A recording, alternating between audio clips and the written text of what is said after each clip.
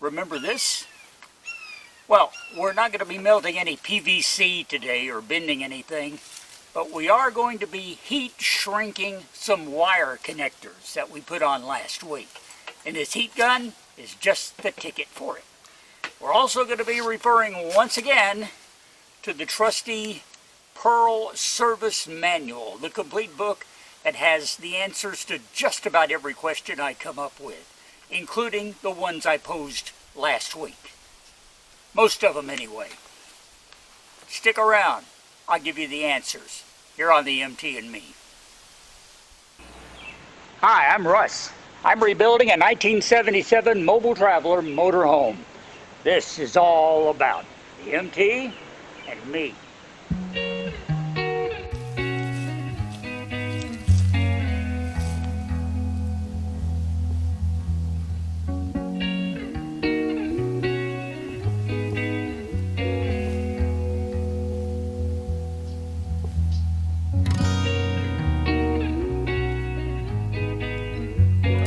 Back under the hood on Pearl today.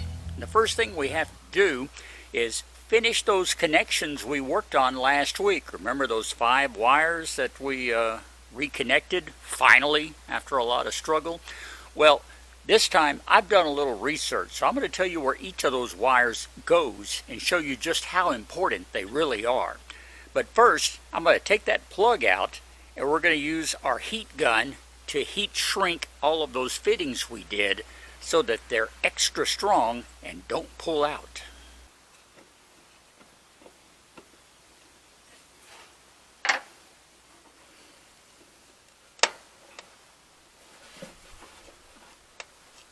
Want to be very careful as I handle this, because as you may remember, some of those wires were just barely connected and the least little yank might undo them, and that's something I definitely don't want to do. I'm also going to be smart and leave the screw in it this time. Move it back down out of the way. And that way I don't have to disturb the wires to fit it back in. I'm hoping I can just hit these with a heat gun and cause these parts right in here to shrink up and help grip that wire. At least that's the way it's supposed to work. Let's find out.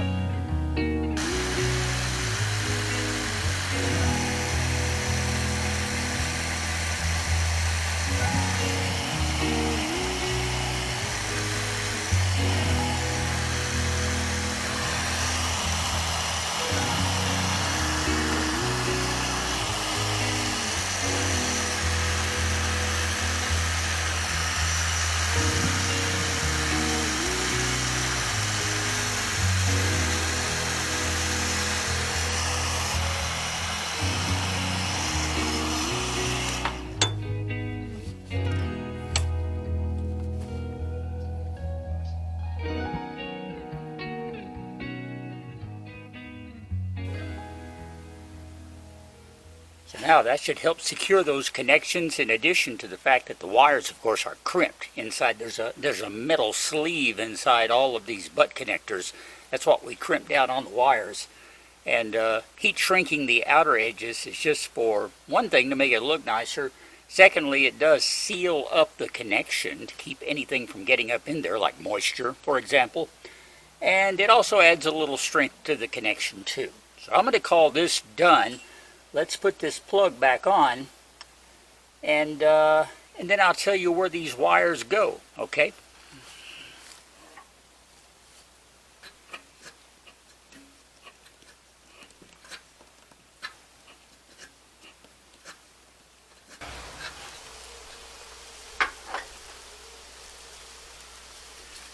All right, that's got our plug all back in and reconnected. Now you may remember that we had 5 wires on that connector. I had said there was a white one. That's the one that really ended up giving me so much trouble last week. I thought the black one was going to be the problem. The white one ended up being the real booger of the bunch. So there's black, white, there's red. There's one that's kind of a dark green color. And then there was another one that was, I guess, black with a yellow stripe. That's what I finally called it. That's the one I was joking was the abyss wire. The one we wanted to be sure to hook up to avoid any kind of explosions or detonations. I hope you watched the movie and you know what I'm talking about. Well, anyway, I got my trusty schematic out right here in the Dodge service manual. You look over the wiring diagram, and I finally found where everything went. And just in case you were wondering if those wires were important, okay, here we are. The black and yellow wire, the one that I was making all the abyss jokes about, goes directly to the ignition coil. Yeah. The red wire goes to a common point that connects the alternator, the starter ballast resistors, the voltage regulator, and it also has a branch that goes off to the ignition switch. And it's got one other wire that goes somewhere that I kind of got lost. I couldn't trace it down, so it's got a few different connections. All right. The white wire and the green wire both go to the distributor and the ignition switch. Okay. And then the wire I was calling black, they have it labeled as being dark green.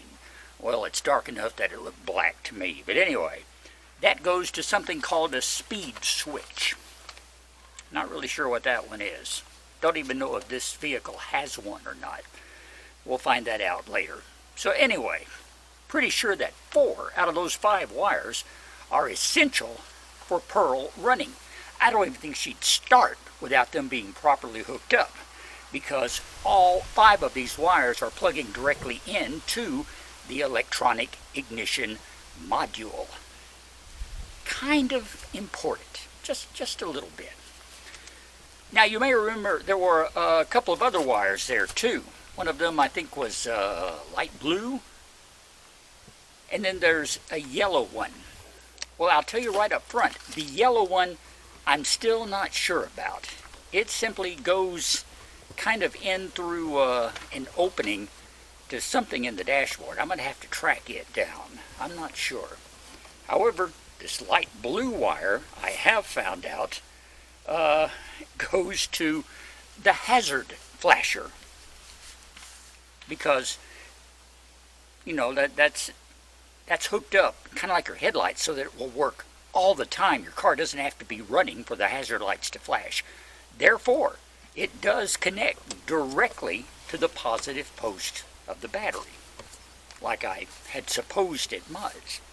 And I'm pretty sure that this yellow wire also attaches to the yellow post, to the positive post, the red one. I just don't know where the other end of it goes yet. But give me time, I'll find out. Oh yes, and then there's this black wire. That is a body ground wire. Now it again will attach to the negative post of the battery along with the other heavy-duty black battery cable, because the black battery cable actually connects the battery to the engine block, and then this smaller black wire connects it to the metal body of the vehicle so that you have a constant ground at all times going to the negative side of your battery. In looking under the hood, I actually found a couple of other wires that I'm not sure where they go either. Let me show you. One of them is this black wire that is actually way over here on the passenger side of the vehicle, near the air conditioner, condensing circuit, the fan, and windshield wiper motor. It doesn't go to any of those, but if you trace it back, it comes all the way back over here to the other wiring bundle, and this is it right here. It just goes through an opening in the firewall, and it's not secured. I can move it back and forth. So I'm not sure what it does. We'll check it out and see. 2 other wires are right here in the middle. There's a 2-wire connector right here, and next to it a single wire fusible link. Now these are right below the ballast resistor I mentioned earlier, and this is the voltage regulator. These wires don't appear to have anything to do with that. I think probably they are factory installed wires that maybe go to something optional that's not on this particular model of the van. I don't know that for sure, but I can't tell that they were ever hooked up to anything, so right now I'm not going to worry about them. So there, that's the lesson in automotive electricity for today. One more thing I need to do is figure out exactly how long my battery cables need to be. So I'm going to try tracing them down a little bit. This is something I haven't done yet to look for, to see, because I got online and did a little preliminary checking to just kind of price some out and see what was going on. Well, most of the cables I found were like 2 feet, and just to my head, that doesn't sound like very much of a battery cable, you know, and it's only about so long. And I'm thinking, well, I don't know if that's going to be long enough or not. So I did find some 3-foot and even some 4-foot ones, especially if you get into what they call marine cables, actually designed for boating use. So I'm not sure what to buy. I'm going to look on here right now and see if I can trace these cables, which have been cut. As you know, they were snipped when the battery was taken. So I'm going to trace them down on the other ends and see just how long they need to be in order to make the connections. So here's my red battery cable, and here is my black battery cable. Both snipped, as you can see. Obviously the battery was sitting where the red would be reaching to here, the black cable near the back. Okay. So they both are taped together in a bundle that goes down to right here and then separates. As a matter of fact, I can get to where you can see it. This right here is the other end of the red battery cable. It goes to a common point here where about 4 or 5 other wires hook in. So it goes from here to here. That's about 2 feet, I would say. So a 2-foot cable for the red should do just fine. Now the black from here is in that same bundle, and this is it coming out of the wire bundle right here. It's got a little loop in it, and then it goes right down here to this point and attaches to the engine block on a bolt right there where my finger is. Okay, that's probably closer to 3 feet, just on a guess. So a 2-foot red cable, a 3-foot black cable, and we ought to be in business as far as the new battery cables go. Now I know what to buy.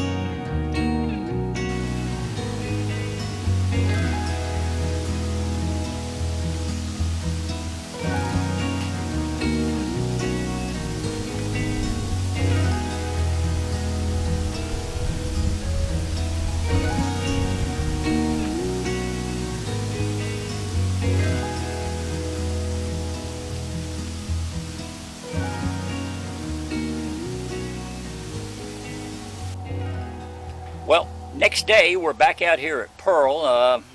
Pretty well got the wiring business taken care of. I'm going to order the 2 battery cables, and we'll see about maybe putting them on next week. But I thought here, while we had the chance, nice weather and everything, we'd go inside and look at those 2 lists I have again. You know, the list of things to buy and the list of things to do. I'm pretty sure that not jumper cables, but battery cables are on there. So we're going to look at those and figure out what else we need to work with. First of all, though, let's get inside Pearl.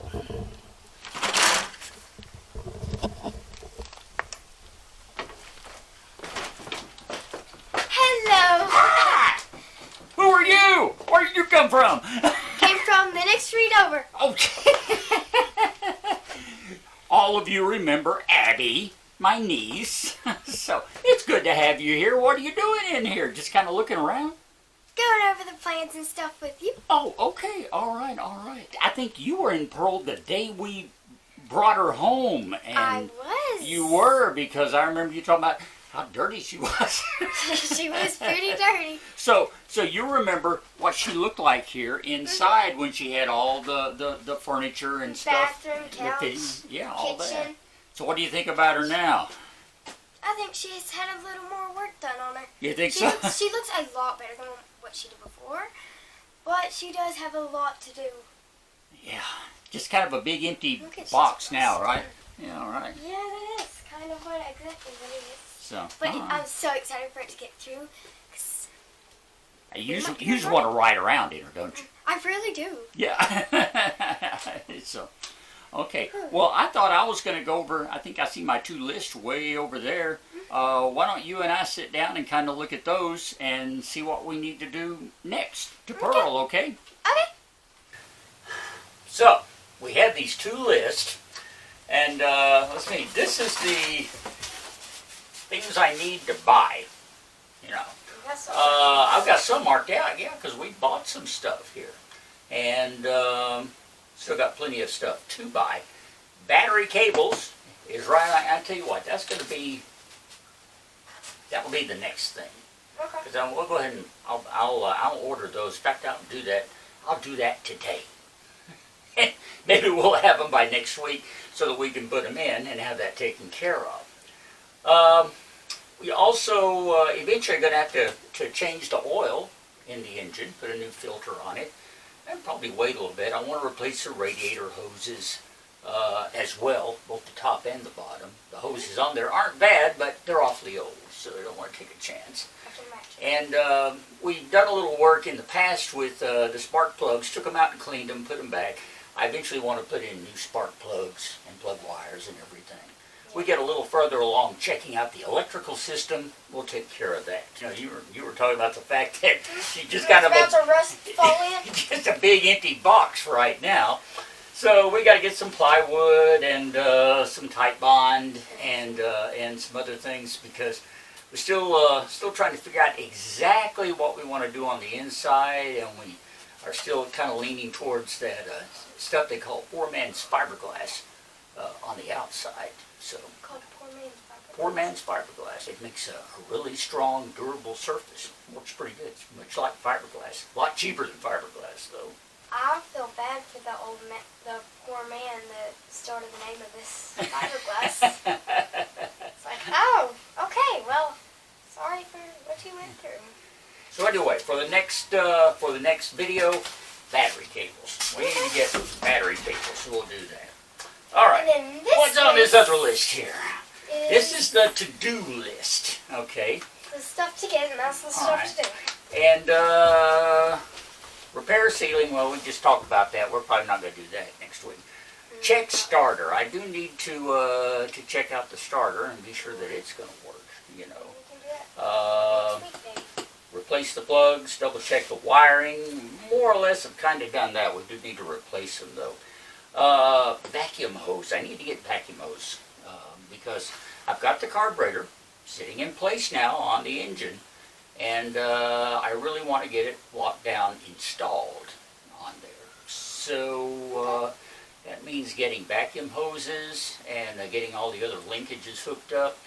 In fact, that'll probably be just a whole video to itself, getting that carburetor set in. Ignition wiring, well, we're actually been working on that. You know, that's what this under the hood that I've been working on. That's all part of the ignition wiring, and replacing the battery cables is a very big part of that. We'll check the cables that go to the starter whenever we get it tested and put back in, and if that's the case, the only thing remaining will be to check the battery cables and check the actual wiring to the distributor and be sure the points are working in it okay. And then at that point, we ought to be ready to finally get her motor running. And that's kind of that's I guess my short-term goal here is I want to get Pearl's engine operating, actually get it running. That's good, because if you get it running around, you can drive around.